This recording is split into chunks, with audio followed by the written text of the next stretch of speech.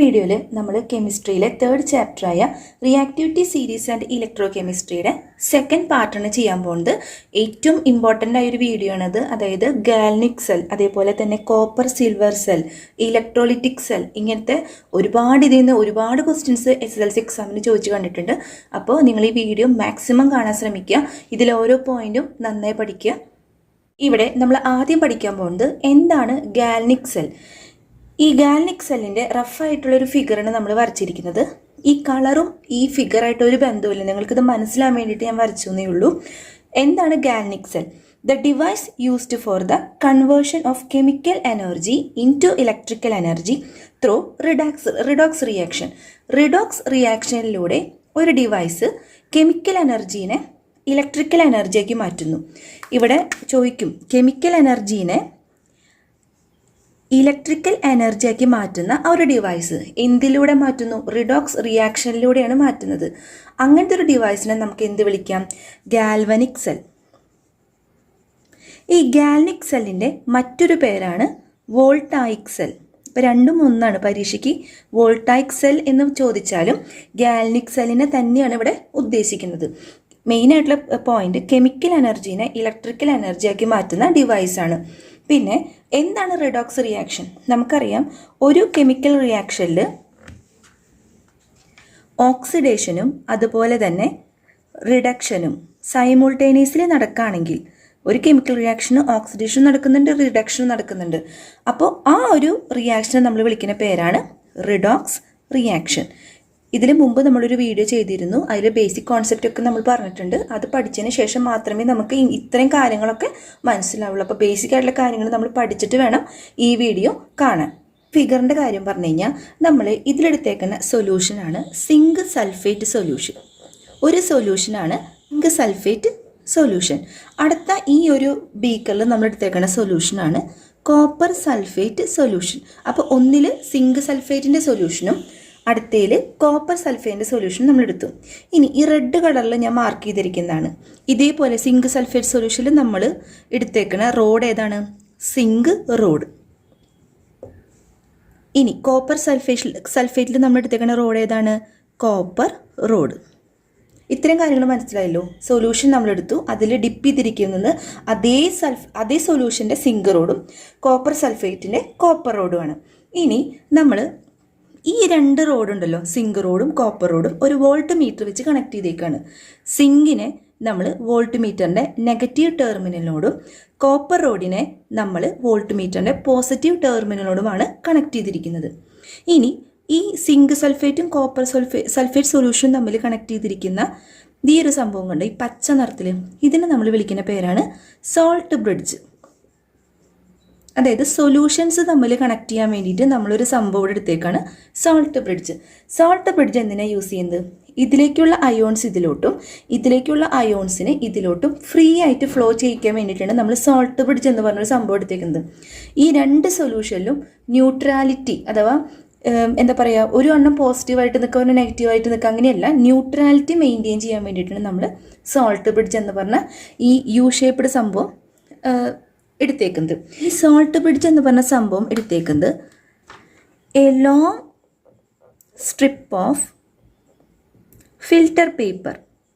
ഒരു ഫിൽറ്റർ പേപ്പറിൻ്റെ long strip which is soaked അല്ലെങ്കിൽ dipped in KCl solution. Potassium chloride സൊല്യൂഷനിൽ ഡിപ്പ് ചെയ്ത് വെച്ചിരിക്കുന്ന ഒരു ലോങ് സ്ട്രിപ്പ് ഓഫ് ഫിൽറ്റർ പേപ്പറാണ് നമ്മളിവിടെ സോൾട്ട് ബ്രിഡ്ജായിട്ട് ഉപയോഗിച്ചിരിക്കുന്നത്. ഇപ്പോൾ ഇത്രയും കാര്യങ്ങൾ മനസ്സിലായല്ലോ. എന്തൊക്കെയാണ് ഗാൽനിക് സെല്ലിൽ വരുന്നത്? സിങ്ക് സൾഫേറ്റിൻ്റെ സൊല്യൂഷൻ, കോപ്പർ സൾഫേറ്റിൻ്റെ സൊല്യൂഷൻ, അതിൽ മുക്കി വെച്ചിരിക്കുന്ന സിങ്ക് റോഡ്, കോപ്പർ റോഡും. സിങ്ക് റോഡ് വോൾട്ട് മീറ്ററിൻ്റെ നെഗറ്റീവ് ടെർമിനലിനോടും കോപ്പർ റോഡ് വോൾട്ട് മീറ്ററിൻ്റെ പോസിറ്റീവ് ടെർമിനലിനോടും കണക്ട് ചെയ്തിരിക്കുന്നു. സൊല്യൂഷൻസ് തമ്മിൽ കണക്ട് ചെയ്യുന്നത് സോൾട്ട് ബ്രിഡ്ജ് ഉപയോഗിച്ചിട്ടാണ്. സോൾട്ട് ബ്രിഡ്ജ് എന്ന് പറയുന്നത് long strip of filter paper which is soaked in potassium chloride solution അഥവാ KCl സൊല്യൂഷനിൽ ഡിപ്പ് ചെയ്ത് വെച്ചിരിക്കുന്ന ഒരു ലോങ് സ്ട്രിപ്പ് ഓഫ് ഫിൽറ്റർ പേപ്പറാണ് നമ്മൾ സോൾട്ട് ബ്രിഡ്ജായിട്ട് ഉപയോഗിച്ചിരിക്കുന്നത്. മെയിനായിട്ട് ഗാൽനിക് സെല്ലിൻ്റെ മറ്റൊരു പേര് ചോദിച്ചു കഴിഞ്ഞാൽ വോൾട്ടായിക് സെല്ലാണ്. അതുപോലെ തന്നെ ഗാൽനിക് സെൽ എന്ന് പറയുന്നത് കെമിക്കൽ എനർജീനെയാണ് ഇലക്ട്രിക്കൽ എനർജിയാക്കി മാറ്റുന്നത്. റിഡോക്സ് റിയാക്ഷനിലൂടെയാണ് നമ്മൾ ഈ കെമിക്കൽ എനർജീനെ ഇലക്ട്രിക്കൽ എനർജിയാക്കി മാറ്റുന്നത്. ഇനി നമ്മൾ ഇനി പഠിക്കാൻ പോകുന്നത് റിയാക്ടിവിറ്റിയുടെ കാര്യമാണ്. റിയാക്ടിവിറ്റി അതായത് സിങ്കും കോപ്പറാണ് നമ്മൾ ഇതിലെടുത്തേക്കുന്നത്. അപ്പോൾ ഒരാൾ ഇതിൽ ഇലക്ട്രോണെ വിട്ടുകൊടുക്കും, ഒരാൾ ഇലക്ട്രോണെ സ്വീകരിക്കും. ഇതാണ് റിഡക്ഷനിലും ഓക്സിഡേഷനിലും നടക്കുന്നത്. അപ്പോൾ ആരാണോ വിട്ടുകൊടുക്കുന്നത് അവിടെയാണ് ഓക്സിഡേഷൻ സംഭവിക്കുന്നത്, ആരാണോ ഇലക്ട്രോണെ മേടിക്കുന്നത് അവിടെയാണ് റിഡക്ഷൻ നടക്കുന്നത്. അപ്പോൾ മെറ്റൽസ് വിത്ത് ഹയർ റിയാക്ടിവിറ്റി, കോപ്പറിനാണോ സിങ്കിനാണോ റിയാക്ടിവിറ്റി കൂടുതൽ? സിങ്കിനാണ് റിയാക്ടിവിറ്റി കൂടുതൽ, കോപ്പറിനാണ് റിയാക്ടിവിറ്റി കുറവ്. അപ്പോൾ ഏത് മെറ്റലിനാണോ റിയാക്ടിവിറ്റി കൂടുതൽ, ഇവിടെ സിങ്കിനാണ് റിയാക്ടിവിറ്റി കൂടുതലെങ്കിൽ ആ സിങ്ക് ആറ്റം ഇലക്ട്രോണെ വിട്ടുകൊടുത്തിട്ട് സിങ്ക് അയോണായിട്ട് മാറുകയാണ് ചെയ്യുന്നത്. അതായത് zinc gives zinc 2+ 2e negative. അതായത് 2 ഇലക്ട്രോണെ വിട്ടുകൊടുത്തിട്ട് സിങ്ക് എന്തായിട്ട് മാറും? സിങ്ക് അയോണായിട്ട് മാറും. അയോണായിട്ട് മാറുന്നതാണ് ഈ സിങ്ക് ആറ്റം സിങ്ക് അയോണായിട്ട് മാറും. 2 ഇലക്ട്രോണെ വിട്ടുകൊടുക്കുകയാണ്. അപ്പോൾ 2 ഇലക്ട്രോണെ വിട്ടുകൊടുത്ത കാരണം ഇവിടെ ഓക്സിഡേഷൻ നടക്കുന്നു. ഇതൊക്കെ ഇമ്പോർട്ടൻ്റ് ആയ പോയിൻ്റാണ് കേട്ടോ. ഇലക്ട്രോണെ വിട്ടുകൊടുക്കുകയാണെങ്കിൽ അവിടെ ഓക്സിഡേഷൻ നടക്കുന്നു. ഏത് ഇലക്ട്രോഡിലാണോ ഓക്സിഡേഷൻ നടക്കുന്നത് ആ ഇലക്ട്രോണിനെ നമ്മൾ വിളിക്കുന്ന പേരാണ് ആനോഡ്. മനസ്സിലായോ? ഇവിടെ സിങ്ക് 2 ഇലക്ട്രോണെ വിട്ടുകൊടുത്തിട്ട് സിങ്ക് ആറ്റം സിങ്ക് അയോണായിട്ട് മാറുന്നു. അപ്പോൾ റിയാക്ടിവിറ്റി കൂടുതലായ സിങ്കാണ് ഇവിടെ ഇലക്ട്രോണെ വിട്ടുകൊടുക്കുന്നതെങ്കിൽ ഇലക്ട്രോണെ വിട്ടുകൊടുത്തത് കൊണ്ട് സിങ്കിലാണ് ഓക്സിഡേഷൻ നടക്കുന്നത്. ഇനി ഏത് ഇലക്ട്രോഡിലാണോ ഓക്സിഡേഷൻ നടക്കുന്നത് ആ ഇലക്ട്രോഡെ നമ്മൾ വിളിക്കുന്ന പേരാണ് ആനോഡ്. അപ്പോൾ ഓക്സിഡേഷനും ആനോഡും കോറിലേറ്റഡ് ആണ്, പഠിച്ചിരിക്കണം കേട്ടോ അത്. ഇനി കോപ്പറിൻ്റെ കാര്യം എടുത്ത് നോക്കി. കോപ്പർ എന്ന് പറഞ്ഞ ആറ്റം 2 ഇലക്ട്രോണെ സ്വീകരിച്ചിട്ട് കോപ്പർ അയോണായിട്ട് മാറുന്നു. അതായത് Cu2+ 2e negative gives Cu. അതായത് 2 ഇലക്ട്രോണെ സ്വീകരിച്ചിട്ട് കോപ്പർ അയണായിട്ട് മാറുന്നു. അതായത് ഇലക്ട്രോണെ വേടിക്കുകയാണ് ചെയ്തത്. വേടിക്കുന്ന ആ പ്രോസസ്സ് നമ്മൾ പറയുന്നത് റിഡക്ഷൻ. ആര് ഇലക്ട്രോണെ വേടിക്കുന്നതോ അവിടെ റിഡക്ഷൻ സംഭവിക്കുന്നു. അങ്ങനെ റിഡക്ഷൻ സംഭവിച്ച ഇലക്ട്രോഡ്, ഇവിടെ ഈ ഇലക്ട്രോഡിൽ റിഡക്ഷൻ സംഭവിക്കുകയാണെങ്കിൽ ആ ഇലക്ട്രോഡിനെ നമ്മൾ വിളിക്കുന്ന പേരാണ് കാഥോഡ്. മനസ്സിലായി? ഇവിടെ ഇലക്ട്രോണെ മേടിച്ചത് കൊണ്ട് കോപ്പറിൽ നടന്നത് റിഡക്ഷൻ ആണ്. അങ്ങനെ ഏത് ഇലക്ട്രോഡിലാണോ റിഡക്ഷൻ നടന്നത് ആ ഇലക്ട്രോഡിനെ നമ്മൾ വിളിക്കുന്ന പേരാണ് കാഥോഡ്. ബേസിക്കായുള്ള കോൺസെപ്റ്റ്, ഏത് മെറ്റലിനാണോ റിയാക്ടിവിറ്റി കൂടുതൽ അവ ഇലക്ട്രോണെ വിട്ടുകൊടുക്കണം. അവിടെ ഓക്സിഡേഷൻ സംഭവിക്കുന്നു. ഇലക്ട്രോണെ വിട്ടുകൊടുത്തുകൊണ്ട് ഓക്സിഡേഷൻ നടന്ന ഇലക്ട്രോഡ് എന്തായി മാറുന്നു? ആനോഡായിട്ട് മാറുന്നു. ഇനി ഏത് മെറ്റലിനാണോ റിയാക്ടിവിറ്റി കുറവ് അവ ഇലക്ട്രോണെ സ്വീകരിക്കുകയും അവിടെ നടക്കുന്ന എന്താണ്? റിഡക്ഷനാണ് നടക്കുന്നത്. അങ്ങനെ റിഡക്ഷൻ നടന്ന ഇലക്ട്രോഡിനെ നമ്മൾ എന്ത് വിളിക്കും? കാഥോഡ് എന്ന് വിളിക്കും. ഇതാണ് ഇവിടുത്തെ മെയിൻ കോൺസെപ്റ്റ് വരുന്നത്.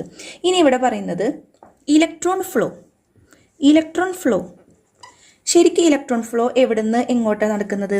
നമുക്കറിയാം സിങ്കാണ് ഇലക്ട്രോണെ വിട്ടുകൊടുക്കുന്നത്. അപ്പോൾ സിങ്ക് ഇലക്ട്രോഡ് എന്തായിട്ട് മാറുന്നു? അതായത് സിങ്കിൽ നമ്മൾ നടക്കുന്നത് ഓക്സിഡേഷനാണ് നമ്മൾ പറഞ്ഞത്. ഇത് ഇലക്ട്രോണെ വിട്ടുകൊടുക്കുന്നതുകൊണ്ട് സിങ്കിൽ നടക്കുന്ന ഈ സൊല്യൂഷനിൽ നടക്കുന്നത് ഓക്സിഡേഷനാണ്. അപ്പോൾ ഓക്സിഡേഷൻ എന്ന് പറയുമ്പോൾ ഏത് ഇലക്ട്രോഡിലാണോ ഓക്സിഡേഷൻ നടക്കുന്നത് അതിനെ നമ്മൾ വിളിക്കുന്ന പേരാണ് ആനോഡ്.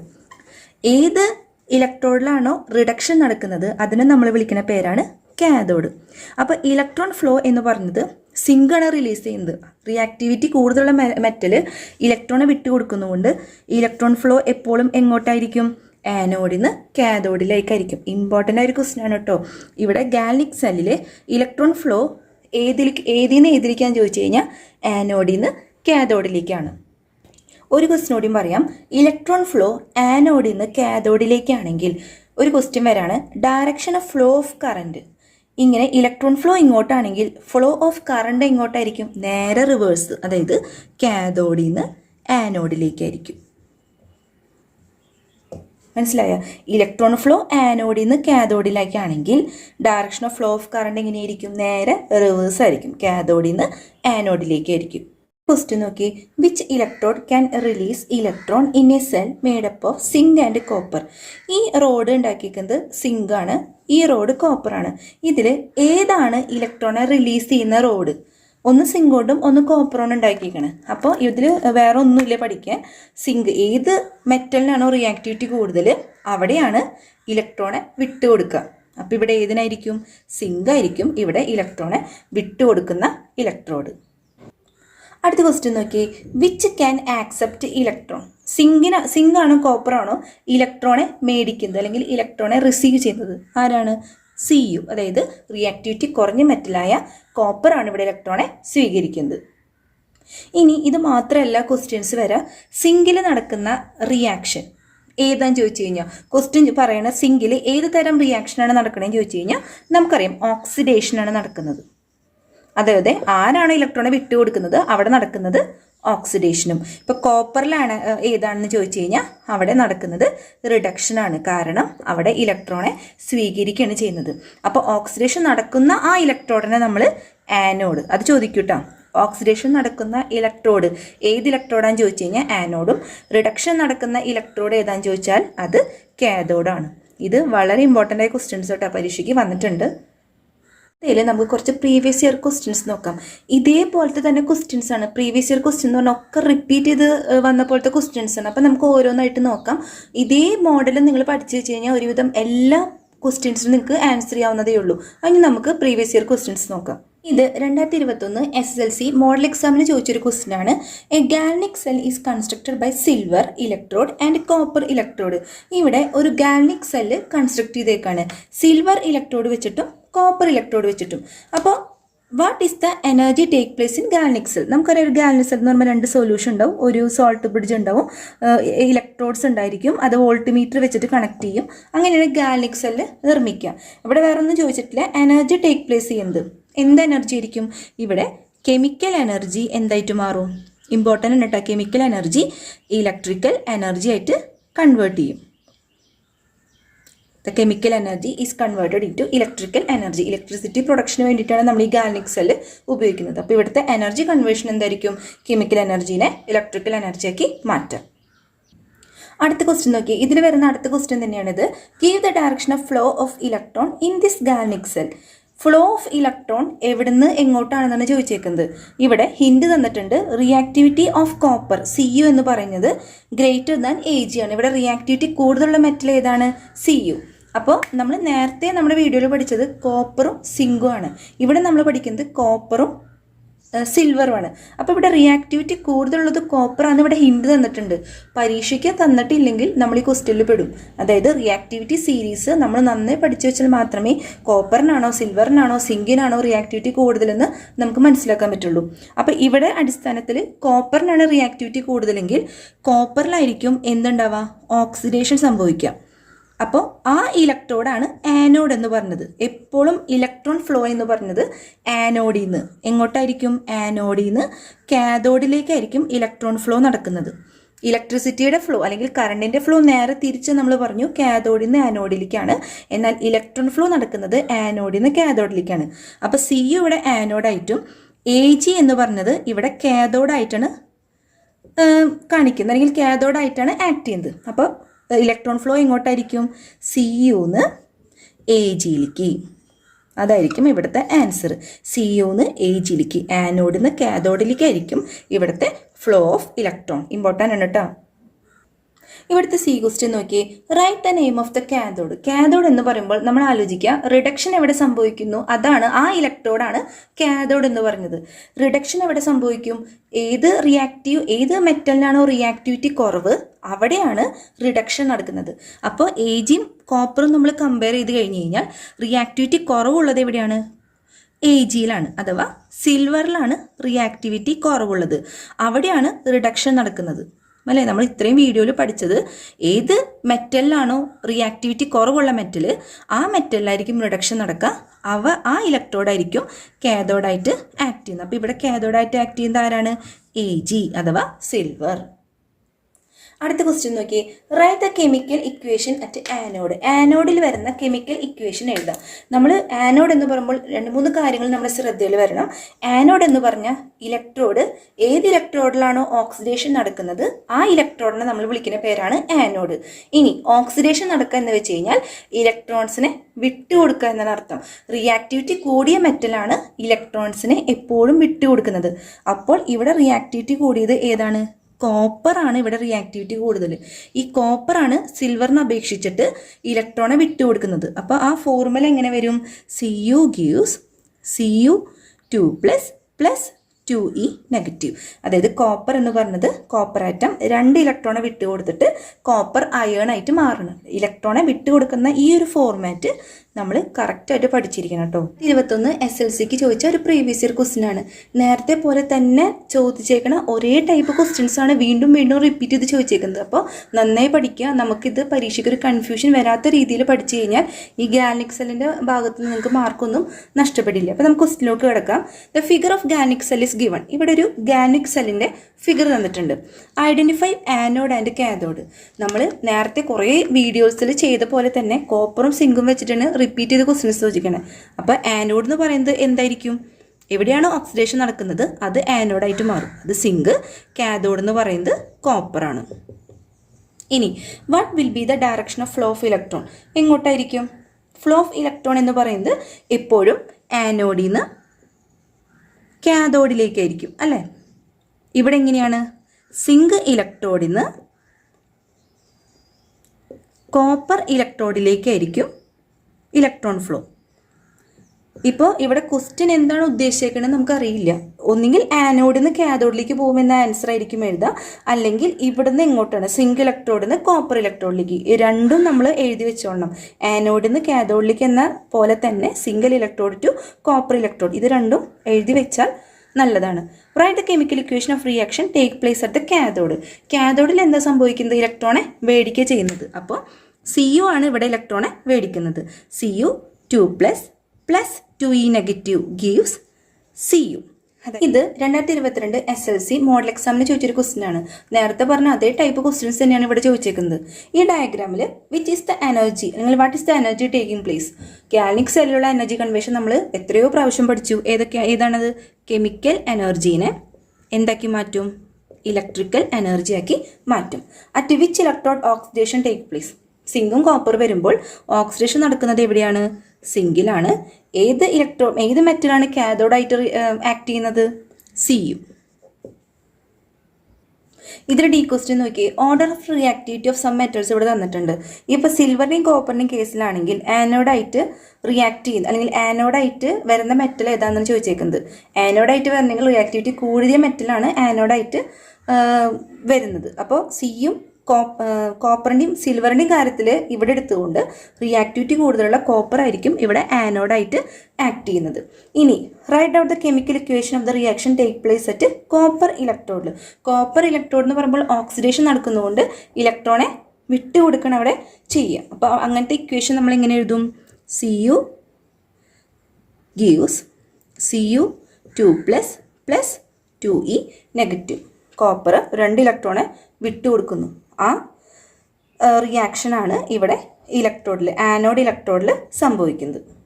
ഇത് SLC 2023 ചോദിച്ച ഒരു പ്രീവിയസ് ഇയർ ക്വസ്റ്റ്യൻ ആണ്. ഇവിടെ the given diagram representing a galvanic cell. ഇവിടെ ഒരു ഗാൽനിക് സെൽ നമുക്ക് തന്നിട്ടുണ്ട്. അവ ഏത് മെറ്റൽ വെച്ചിട്ടാണ്? മെഗ്നീഷ്യം കോപ്പർ വെച്ചിട്ടാണ് ഇവിടെ തന്നിരിക്കുന്നത്. അപ്പം നമുക്കറിയാം ഇവിടെ മെഗ്നീഷ്യം കോപ്പർ വരുമ്പോൾ ഏതാണ് റിയാക്ടിവിറ്റി കൂടുതലെന്ന് ക്വസ്റ്റ്യനിൽ നമുക്ക് മനസ്സിലാക്കാം. മെഗ്നീഷ്യത്തിനാണ് ഇവിടെ റിയാക്ടിവിറ്റി കൂടുതലുള്ളത്. ഇനി ഇവിടെ എനർജി ചേഞ്ച്, സാധാരണ എനർജി ചേഞ്ച് പോലെ കെമിക്കൽ എനർജീനെ ഇലക്ട്രിക്കൽ എനർജി ആക്കി കൺവേർട്ട് ചെയ്യുന്നു. At which electrode oxidation take place? Oxidation take place ചെയ്യുന്ന ഇലക്ട്രോഡ് ഏതായിരിക്കും? ഏതാണോ റിയാക്ടിവിറ്റി കൂടുതൽ അവിടെ ആയിരിക്കും ഓക്സിഡേഷൻ നടക്കുക. അങ്ങനെയാണെങ്കിൽ മെഗ്നീഷ്യത്തിനാണ് ഇവിടെ ഓക്സിഡേഷൻ നടക്കുന്നത്. Identify cathode. കാഥോഡ് എന്ന് പറയുന്നത് ലെസ് റിയാക്റ്റീവ് ഉള്ള മെറ്റലാണ് ഇവിടെ കാഥോഡായിട്ട് റിയാക്ട് ചെയ്യും. അപ്പോൾ മെഗ്നീഷ്യം കോപ്പറും വെച്ച് കമ്പയർ ആണെങ്കിൽ കോപ്പർ ആയിരിക്കും അവിടെ കാഥോഡായിട്ട് ആക്ട് ചെയ്യുന്നത്. ഇനി write the chemical equation of the cathode. കാഥോഡിൻ്റെ കെമിക്കൽ ഇക്വേഷൻ. കാഥോഡ് എന്ന് പറയുമ്പോൾ അവിടെ കോപ്പർ വരുന്നത്, കോപ്പർ ഇലക്ട്രോണെ സ്വീകരിക്കുക ചെയ്യുന്നത്. So Cu2+ + 2e negative gives Cu. ഇവിടെ ഇലക്ട്രോണെ സ്വീകരിക്കുന്നതുകൊണ്ടാണ് +2 ഇലക്ട്രോൺ എന്ന് ഇട്ടേക്കുന്നത്. ഇനി ഈ ഒരു ക്വസ്റ്റ്യനിൽ ഒരു കൺഫ്യൂഷന് ഒരു ഇടണ്ട്. At which electrode oxidation take place?